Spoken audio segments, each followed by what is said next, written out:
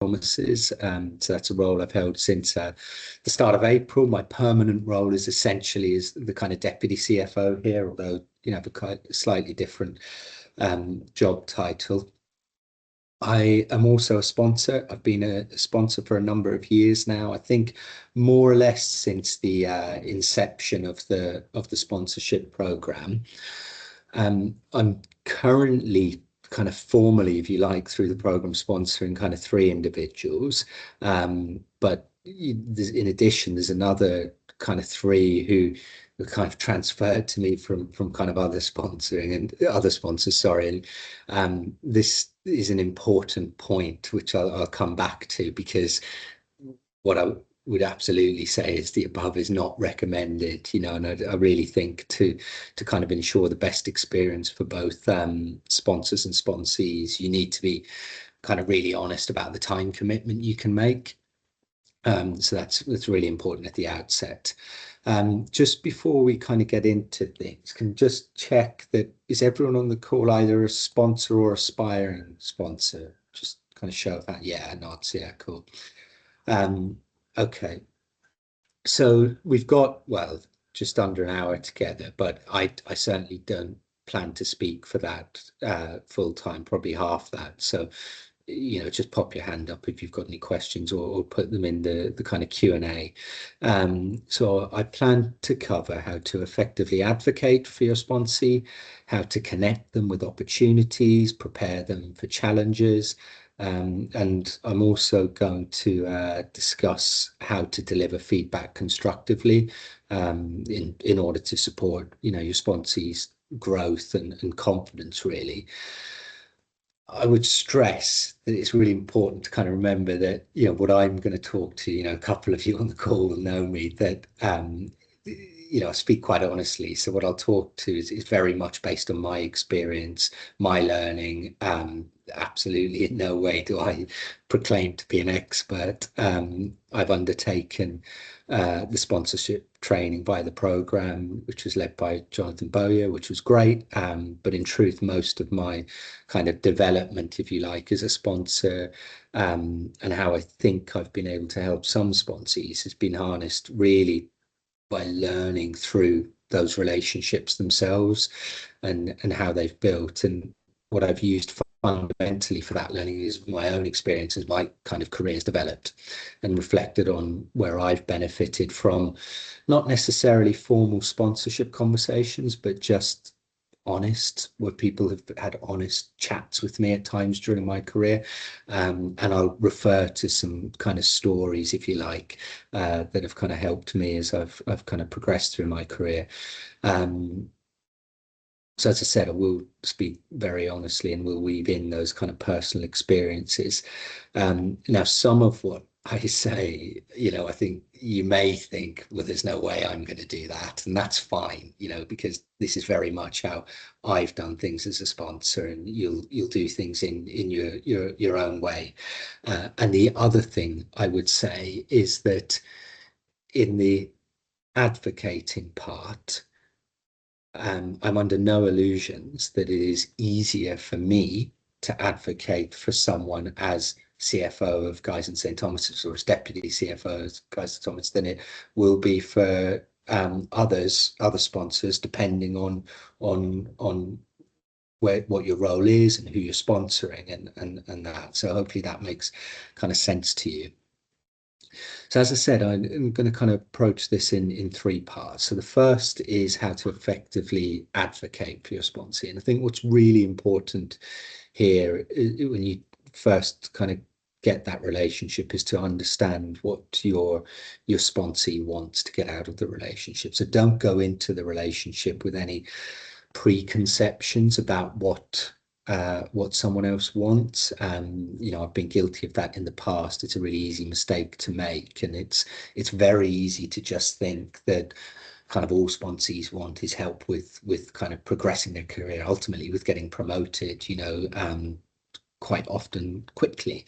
And whilst that may be the case, and at times it is, it certainly isn't always the case.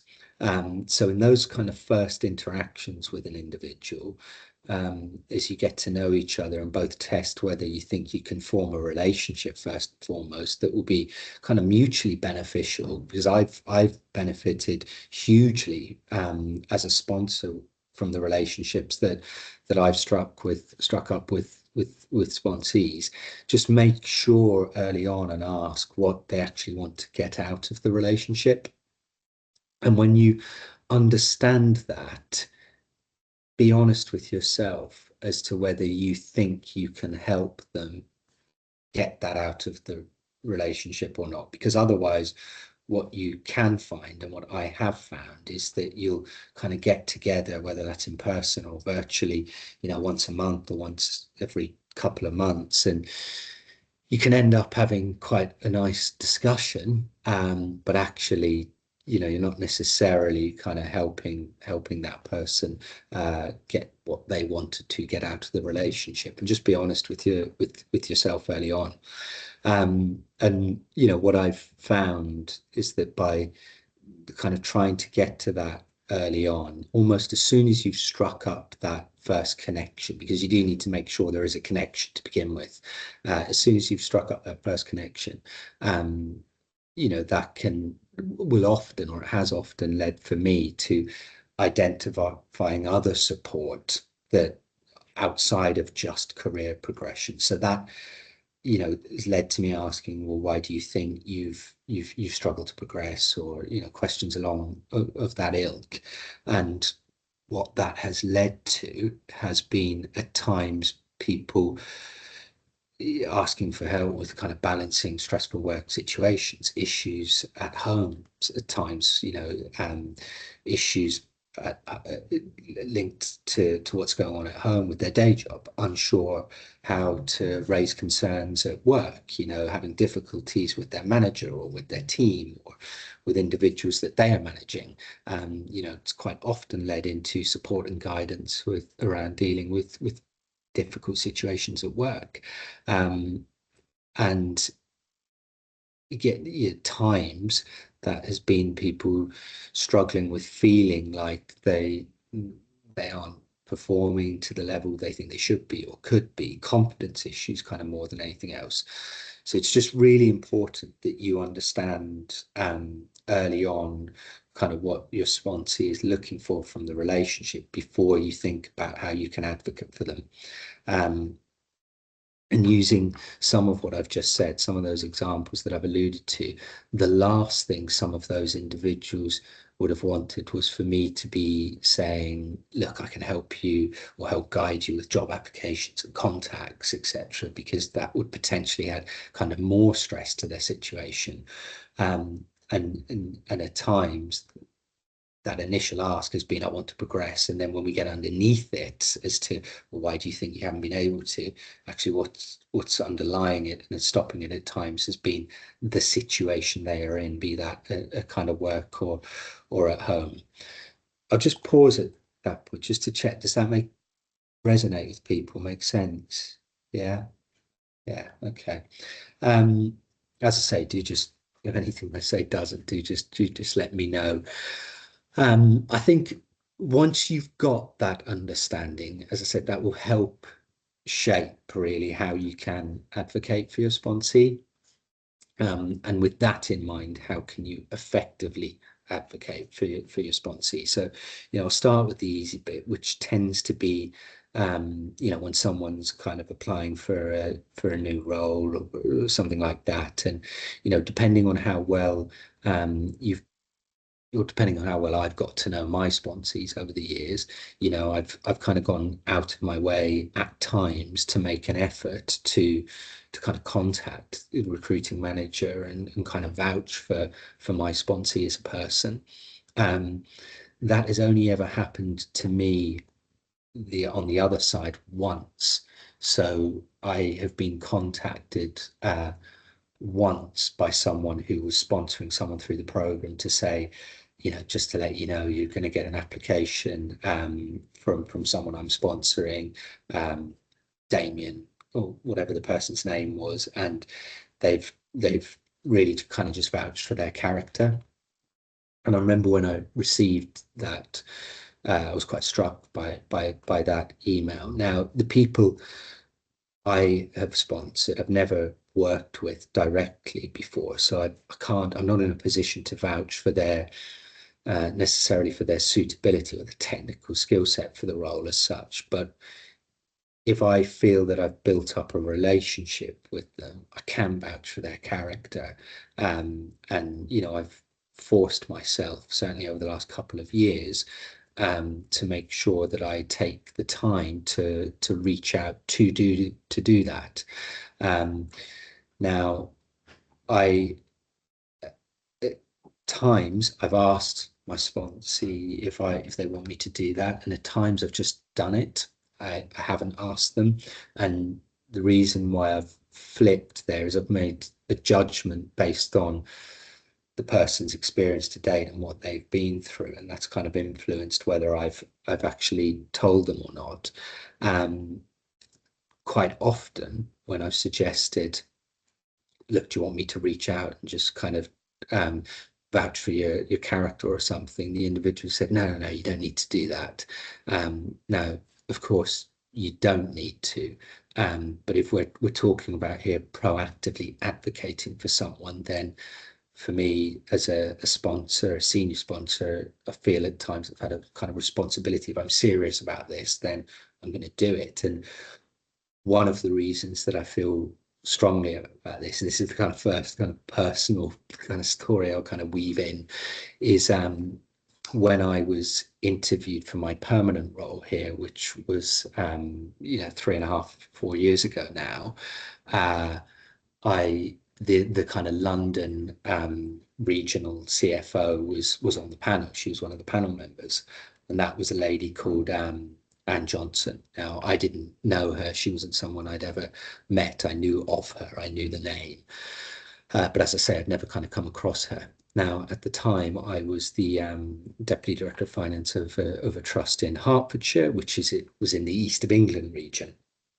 Now, at that trust in Hertfordshire, we had I was there for about 4 years, and we'd had a relatively new CEO start. The previous one retired. He'd been kind of CEO there for 20 odd years, but he'd retired, and we'd had a kind of new CEO recruited who'd started. And he'd been in post for about 2 months when I came for my interview at Guy's and St Thomas's. Now, by background, by trade, if you like, he was an accountant. So he hadn't worked in finance for at least kind of 15 years, but he'd previously been a kind of CFO. And of course, at this trust in Hertfordshire, as Deputy Director of Finance, I reported into the CFO, not the CEO. Anyway, I was, of course, as you'll realize, successful in kind of securing that position and being, kind of getting the deputy CFO role at Guy's St Thomas's. And a little while after I'd started at GST, which was probably 4 or 5 months after I think it was 5 months after the interview, I found out that the CEO from my previous trust had contacted the regional CFO who was on the interview panel to essentially vouch for me. Now, I barely knew that CEO when I'd come for the interview. As I said, he'd been in post a couple of months, and I'd got to know him a little bit, but I certainly hadn't had any one-on-one time with him. I didn't know that my boss, the kind of CFO, had even told him that I was going for this interview. And I remember being kind of incredibly humbled, I guess, that he did that for me. And after I got the job, he never said to me that he'd done that. As I say, I only became aware after I'd left and come to GST. But I remember thinking at the time that that is an example of real advocacy. He's gone out of his way to reach out to someone he knows on someone else on my behalf. Now, kind of who knows whether that had any impact on me getting the job or not, but it can only have helped. So ultimately that's what I try to do for my sponsees, and that's why I've kind of made the decision to proactively kind of advocate for individuals, provided I've built up enough of a relationship where I feel confident to do that. Again, I've just kind of paused. Does that make sense? Resonate with people? Yeah, cool. Okay. Oh, sorry, Kim.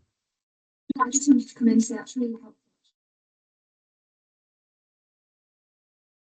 Oh, I can't hear you, Kim. Are you?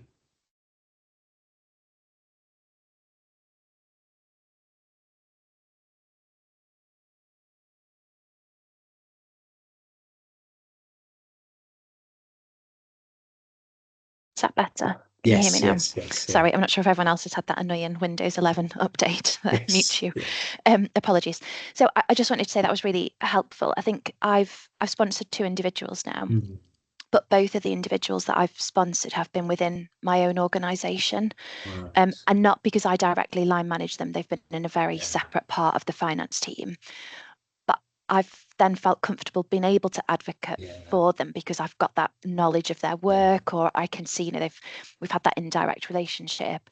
And there's people in my network that I thought I perhaps could sponsor them at a future point, but I've not worked with them. So I think hearing how you vouched for someone's character, and it hasn't always been about, work output, is really helpful to hear, because that's the bit I've always struggled with around considering a sponsor that I don't have that relationship. I appreciate you need to build that up. But if it's someone that perhaps is outside of your ICS and you think, well, how do you really get that exposure to their experience? I think it's really helpful to hear the character point. So thank you. Yeah, no, good. Yeah, thank you. That's helpful. Okay.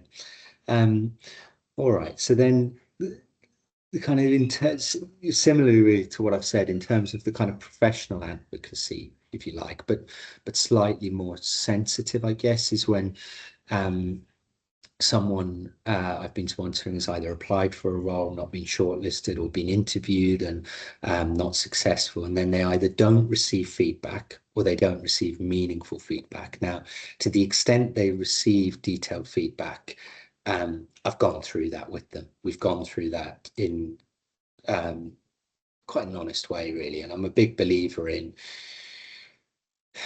accepting. You've got to take the positives out of what you're told, which is difficult at times. So I've tried to support people in kind of doing that.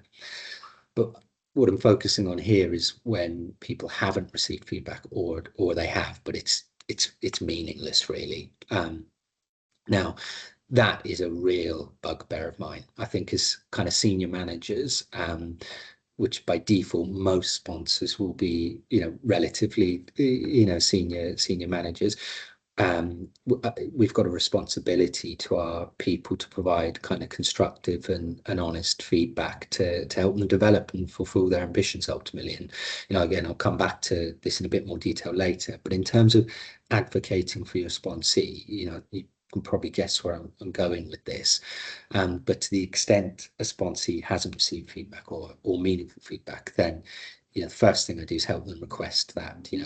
Quite often people feel awkward about doing that. So I just help them talk through how to request that feedback. And I was actually doing this yesterday, not with someone that I sponsored, but it's someone. I'm smiling because she just approached me in the trust about a month ago and asked if I'd help kind of mentor her. And she's applied for a kind of internal job. She doesn't work in finance, and she didn't get shortlisted. And so we had a quick chat yesterday about just dropping a note to the manager, the recruiting manager, just to effectively say, look, I know it's unusual to provide feedback when I haven't been shortlisted, but can you please, what was it in my application that didn't quite hit the mark, that kind of thing. And it's about, for me, going a bit further. So, if your sponsee don't receive a response to that, or they receive a response saying that we can't provide feedback, then what I've done is I've reached out myself to request it, and explain the role that we have in providing meaningful feedback to our people. And I had an example a little while ago where this was one of my sponsees, and they weren't shortlisted for a role. They asked for feedback, and they were told by the recruiting manager that they don't provide kind of feedback to people not shortlisted. Now, I absolutely get it is difficult to provide feedback to every candidate not shortlisted for a role. I think even more so in some ways at the moment, because with vacancy freezes and headcount reduction targets, all of those things, there is less movement. There seems to be less kind of opportunities for people. But I think when someone asks for the feedback, then I don't think that's a big ask. Now, in addition, and I'm kind of, I know we're recording this, Ellie, but in addition, in this example, I happen to know that the recruiting manager, of course, I'm in the London region at the moment, but the recruiting manager in this instance was a regional EDI ambassador.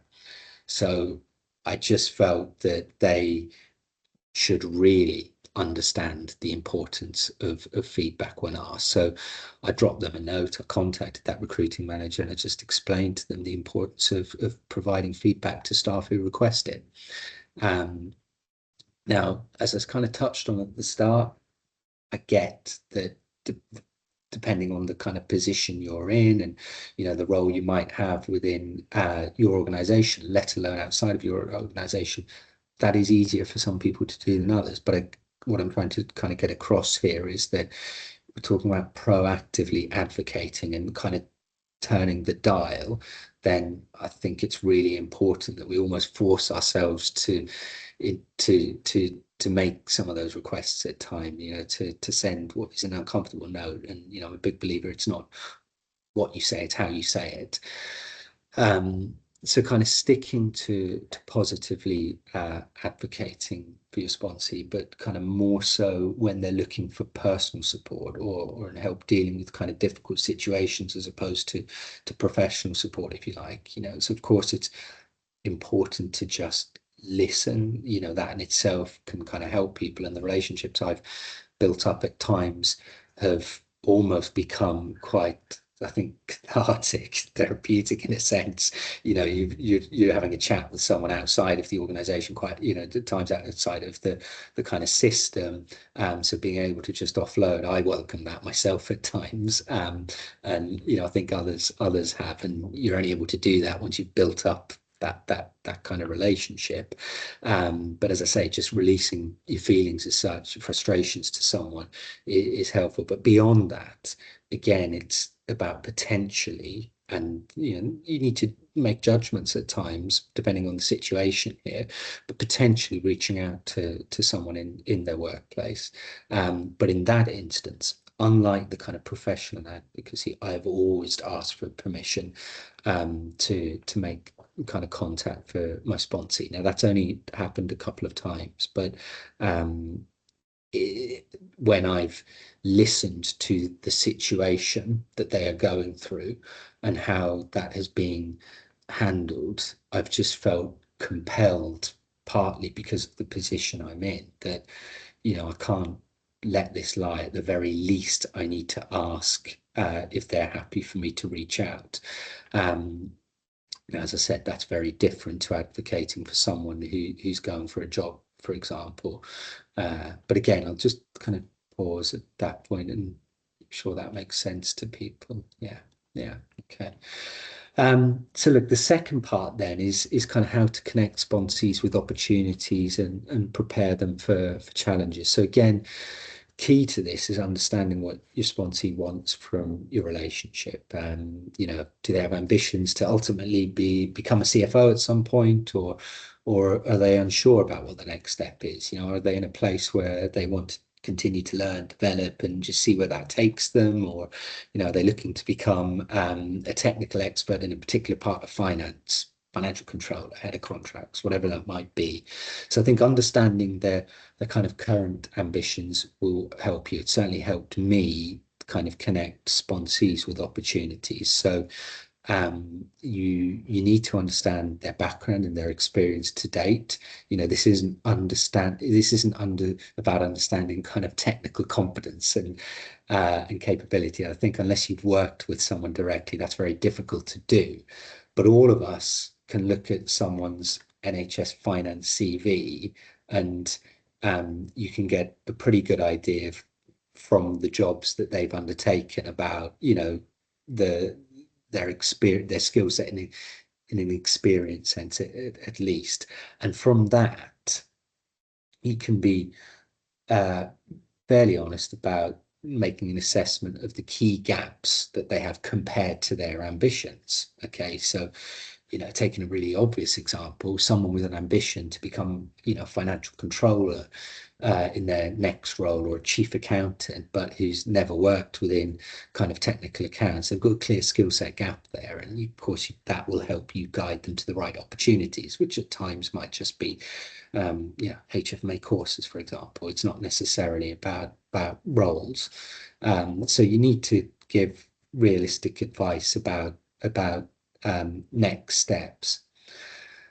But tied in with that, and depending on the kind of seniority here, is I have worked with people, or built up relationships with people who've received, to be quite honest, ridiculous feedback at times about gaps they have in their CV.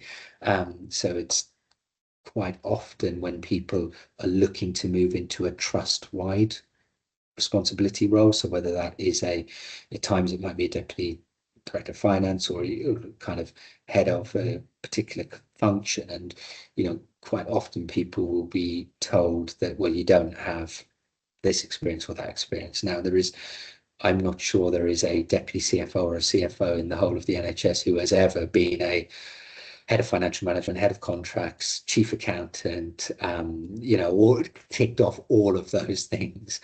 More often than not, people have come up a particular route and might have done a bit of work in another area. So, it's really important that that's kind of reinforced. If they receive that kind of feedback, then that's weak for me, so kind of that is, again, something that I will always pick up on.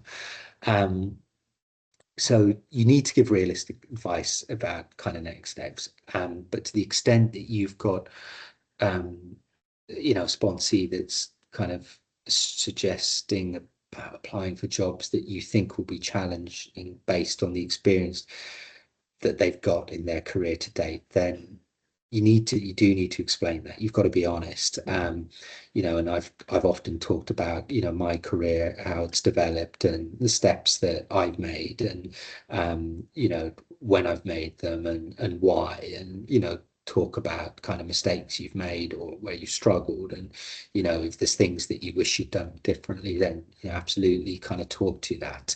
I think it's really important, and I can't really overstress this, around setting kind of realistic expectations. I've had kind of sponsees that, said things to me like, I thought I'd fly through NHS finance, for different reasons, because they've seen other people do that, or they've come from outside of the NHS. And, we have really difficult roles at the moment in NHS finance. The NHS financial environment is really difficult. And, what we shouldn't be doing as senior leaders is pushing people into roles when they may not be ready. So as a sponsor, that isn't our call to make as such, with regards to someone's readiness for progression. But what you can and should do, and what I've tried to do, is ensure that people understand the potential impact of opportunities. So, that might include the hours work, the responsibilities, really importantly, the accountability. It's not about kind of talking people out of things, but it is about, for me, ensuring that people understand the implications of decisions they make, and that's something I reflect on a lot in terms of my two young children, and the balance in recent years hasn't been right. And once you step up, it's very difficult to step back, for a number of reasons. So I think it's really important that we get that across, just so that people are making the kind of informed decisions. And I guess taking that a bit further in terms of kind of how you can really do this, is what I've done is invite sponsees to kind of meetings in my trust. So both at Guy's and St Thomas's, and previously kind of East and North Herts in Hertfordshire. As an example, probably 18 months ago, where there was someone I was kind of sponsoring, and they felt that they'd been kind of stuck for quite a long time. They'd been applying for roles, sometimes getting shortlisted, sometimes not. But when they were shortlisted, they clearly weren't successful. They'd worked in NHS finance for at least kind of 20 years in a number of different functions, actually. They'd certainly covered kind of income, contracting, quite a long time, financial management, and they were currently had spent 5 or 6 years as kind of head of costing at a acute trust in London. And they were keen to move back into financial management, as they felt that was an area that would enable their career to start accelerating again. I think it's the best way of putting it. So I arranged for them to join a suite of kind of meetings at here. So some of that was some of our kind of performance review meetings within our kind of what we call them clinical groups, Kaisers and Thomas's, or divisions, directorates, you might elsewhere, and as well as sitting in kind of our trust-wide kind of capital meeting that I chair. And I did this for a kind of few reasons. So firstly, sitting in these meetings, which are face to face, will help them understand some of the key parts of the kind of roles that they're looking at, outside of kind of the core technical financial management aspects of the role, that I've got no doubt that they could do. But it's about the influencing skills, talking about finances with non-finance staff, not just the reporting, but talking convincingly about, kind of proactive action plans. Secondly, I thought it would be helpful for them to understand and be a part of some of the difficult conversations that we're having on an almost daily basis at the moment.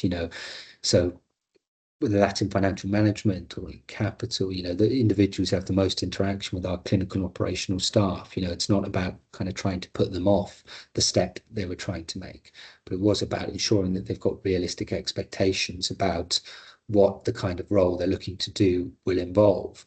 And as I said, as a kind of finance professional in the NHS at the moment, it's difficult. We're saying no a lot.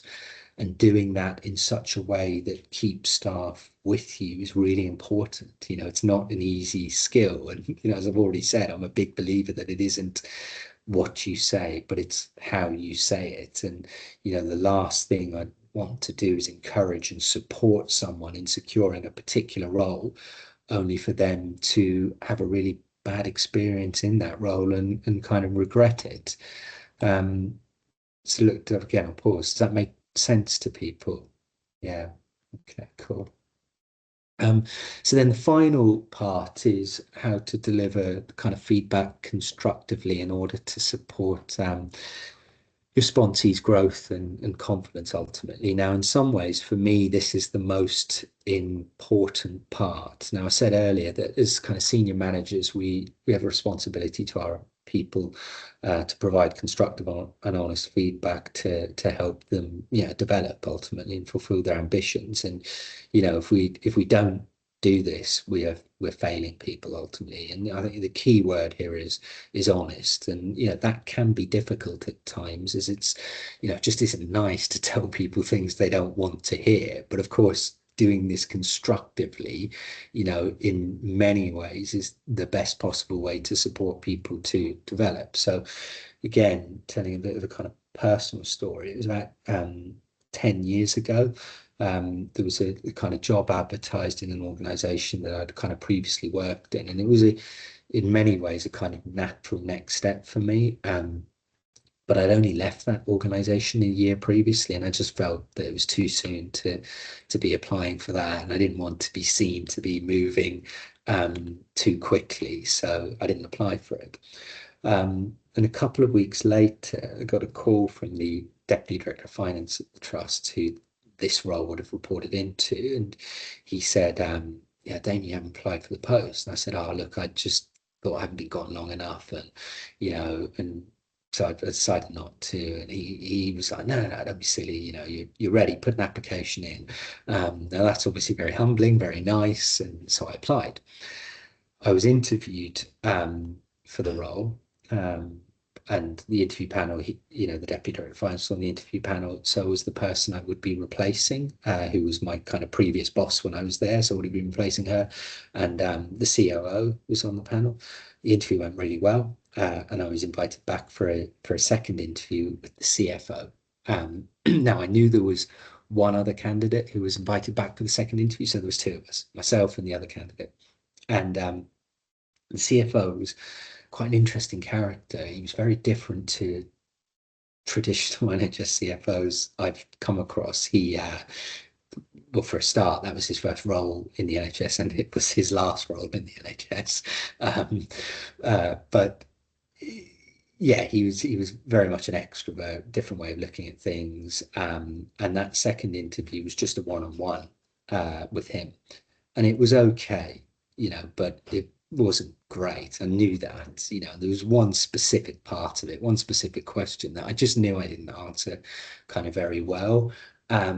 And it was about whether I had good judgment or not. And I just really struggled with it, and I couldn't answer it coherently. And I remember just saying that I do, because of course you ask me if you've got good judgment, you've got to say, yes, I do. And well, why do you have good judgment? How? And I just couldn't answer it. I was saying, well, I've made decisions at times based on judgments, and they've turned out to be the good decision. Even as I'm saying it now, I know that was weak, and he really pushed and pushed and pushed, and I just got dug myself into more and more of a kind of hole. So anyway, although it didn't go well, I wasn't too worried, because partly I put it down to him, if I was honest, and I thought that the other person's probably struggled with that. So that night, I got a call from the deputy director of finance to say, unfortunately, I wasn't successful. And I could tell that was really difficult for him. Of course, it's always difficult, but you know, I could tell he was really struggling, because I hadn't applied for that job. He'd called me, asked me to apply. And although he wasn't guaranteeing me the kind of job or anything, it just clearly made that conversation a bit more difficult for him. Uh, Now, he said within that, he said, look, you did brilliantly. He said, there just isn't really any feedback I can give you, but ultimately we have to make a decision, and we've gone with the other person. And I said that I could tell it was different. I said, look, that's fine. I totally get it. It's fine. And that's genuinely how I felt on the conversation, because, it was only a few hours earlier. I'd left that second stage of the CFO, and, I knew it wasn't great. And whatever, so I wasn't that surprised. But as that night went on, it started to kind of really eat away at me, because I knew that the other person that had gone back for the second stage, so ultimately the person they'd appointed, had never worked in the NHS. Um, and therefore, which is fine, of course, but what I felt that there's got to be some meaningful feedback, because by default, that other person is a much bigger risk than me. At that point, I've worked in the NHS for 20 years now. At that point, I've got 10 years NHS experience. I'd worked in this organization for a few years. So by default, the other person was a bigger risk. So therefore, they must have been markedly better than me, in some way. So I was really eating away at me as to what, and I wanted to know that for my own kind of learning and development. So I contacted the person who I would have been replacing, and it was my previous manager, and she was on the kind of first interview panel. And I said, look, it's really bugging me. Is there anything kind of specific that you can tell me just to help me kind of going forward? And she was like, yeah, let's kind of meet for a coffee. So I met her, and she talked through a couple of things, but one thing specifically related to that session that I had with the CFO. And as she explained it to me, it made so much sense, and it was so obvious. And, I had real practical learning to take forward. And beyond that, it really reinforced for me the power of and the importance of honest and constructive feedback. So I was totally fine with what she'd said, because as she said it was really obvious. It made sense. So, that from then on, I've always taken the time to get feedback. From then on, I've really spent the time to deliver it. And, you know, whether that's through kind of interview processes or sponsees when I've been kind of supporting them. And about a year ago or 18 months ago, one of our kind of people directors at Guy's and St Thomas's, Brad, you'd be familiar with this, but it's a kind of woman called Cheryl Samuels for the Evelina. She uses the honest, which she calls the honest framework. So just an acronym to help deliver this feedback, you know. So H, and I'll pop this in the chat, but H, highlight their strengths. So essentially what they did well, you know, with the sponsee, this may be aspects of job application, supporting statements that you think are strong. O, you know, offer suggestions, provide actionable advice, and that's the key bit, actionable advice and insights to improve. And never be vague, you know, be as specific as you can so that people can plan their next steps. E, ensure objectivity. So, you know, focus on kind of observable behaviors and skills and not personal opinions and kind of biases. And it's really important to kind of recognize your own bias and that you don't kind of let that impact your decision making. And, you know, that's something I talk a lot about actually, because I've recognized it in myself at times, and it's almost disturbed me, but that's a whole different kind of webinar. S, stay, you know, kind of timely. So, you know, if you've said you'll support someone, then be really clear about the time constraints. You know, I said at the outset, my sponsorship commitments at the moment are almost too much, you know, so make it clear when you'll come back to people and kind of stick to it. And T, it's an obvious one, but kind of truth, tell the truth, be honest, be direct. It's not what you say, it's kind of how you say it. So, you know, using the above as a guide, and, you know, people have always, as I've stressed throughout this, been a big advocate of honest feedback. Actually, that framework has helped me kind of tailor that, sorry, into 5-6 kind of key elements. And the amount of kind of times that, you know, I've had people say kind of thank you to me because I've been honest with them, it really beggars belief, because people don't often get that. But, you know, being honest in a constructive way not only highlights areas for improvements, but articulates and kind of suggests ways in that are really powerful.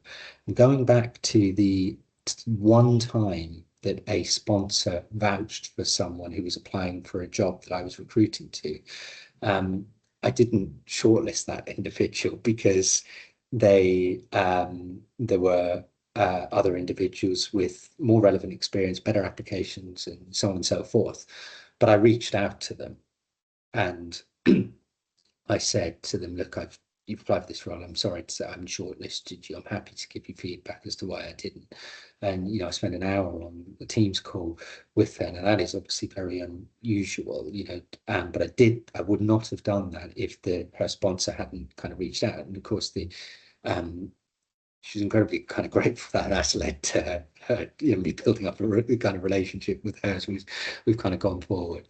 So look, I'll finish. I've just got 10 minutes left, but I'll finish with just kind of one more story. There's been a few today, but which was kind of someone on sponsorship program. He's had, it is a he's had a sponsor for a couple of years, and I saw him at a kind of HFMA, London HFMA conference, I think it was last year, and he asked for a chat and said fairly common things in that first meeting, that first get to know each other kind of thing, feel stuck, applying for jobs, not shortlisted, you know. So I had a chat along the lines of everything that we've been through today, and I said to him, look, send me through a couple of recent job applications. I'll just give you my honest thoughts around, you know, where perhaps you can improve them, and actually send me through your CV and whether I think they were the right roles for you anyway. So I reviewed them, and there were a number of kind of areas to me that were really quite obvious. So, I mean, you know, really basic stuff actually. So one of them started off with, you know, I'm applying for the role of deputy CFO GST, let's say, but the job was for another trust. Now, something that I always stress to people is, you know, as a recruiting manager, if you're looking through 20, 30, 40 applications, you need quick ways to get down to 10, 15 that you can go through in detail. So you know, and that is those kind of basic errors, you know, that now obviously as I kind of talked through that with him, he was, you know, he was embarrassed, and but you know, did that in such a way that I get it. You're copying and pasting your supporting statement, but you know, you just need to take time to go back and kind of read this. So we spoke through, or I spoke through my kind of observations and highlighted a number of changes. You know, for the most part, actually really well written, good experience, and good supporting statement. But you know, there's a handful of observations, including one or two obvious mistakes that are big no-nos. But I asked him if his kind of previous sponsor had reviewed the applications before it's submitted. He said yes. So you know, this guy's kind of incredibly, he was grateful for the feedback, and you know, he kind of said to me, "I want to take the time to do it in that detail." He's genuinely kind of re-enthused, I guess, which was great.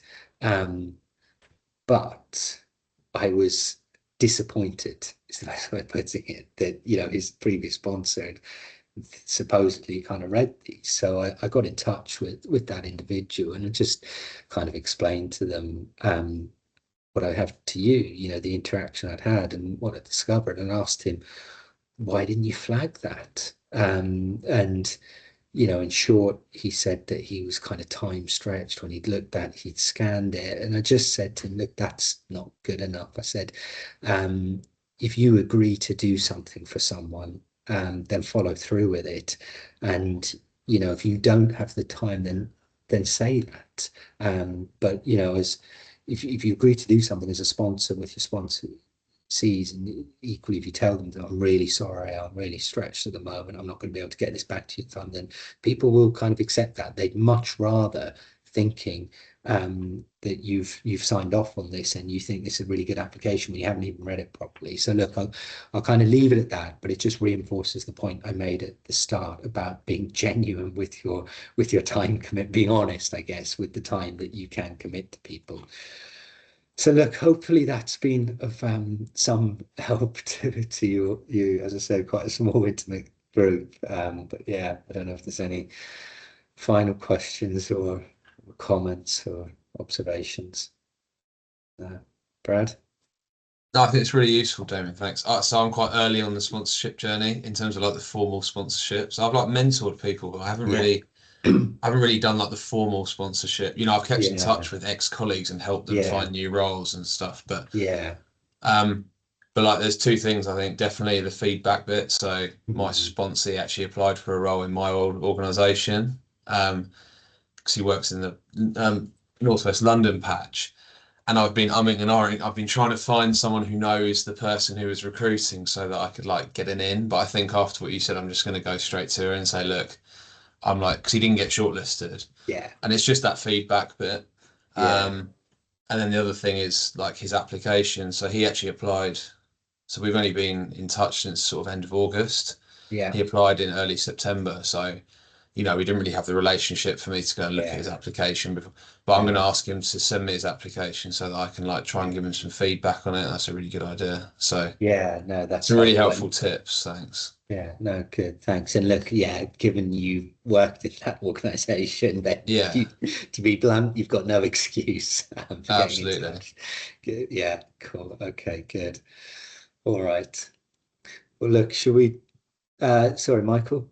Yeah, nothing specific. I was just going to say thank you for your time. It's been really useful just to hear some of those insights and your personal experience. I completely agree around the quality of feedback, and as somebody who's interviewed people before, I understand why it's important to give it. So, but yeah, thank you for your time. It's been really helpful. No problem.